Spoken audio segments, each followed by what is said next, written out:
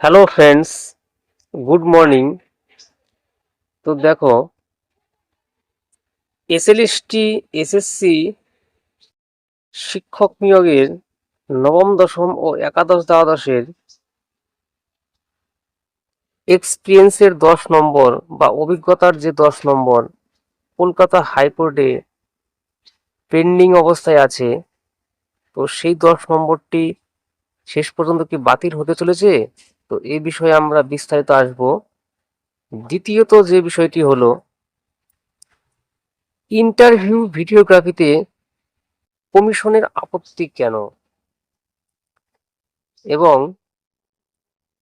30শে December থেকে নতুন verification কাদের জন্য শুরু হবে এ বিষয়ে বিস্তারিত আসব।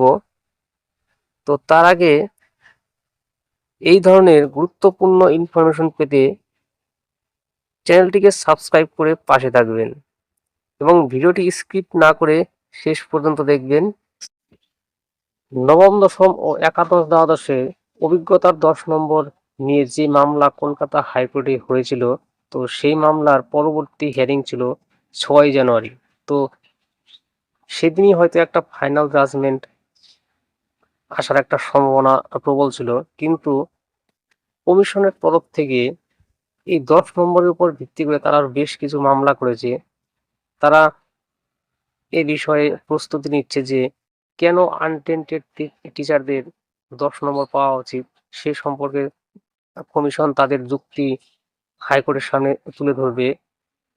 এবং দ্বিতীয় যে বিষয়টি হলো, কমিশন সুপ্রিম কোর্টে দুটো মামলা নিয়ে দ্বারস্থ হয়েছে, কেননা এর আগে কলকাতা হাইকোর্ট নির্দেশ দিয়েছিল যে 2016 সালে বঞ্চিত যে সমস্ত প্রার্থী পরীক্ষায় বসতে পারেনি বয়স পেরিয়ে যাওয়ার কারণে, তো তাদের যাতে বয়সে ছাড় দিয়ে পরীক্ষা নেওয়া হয়, তো তার জন্য তারা আপিল করে।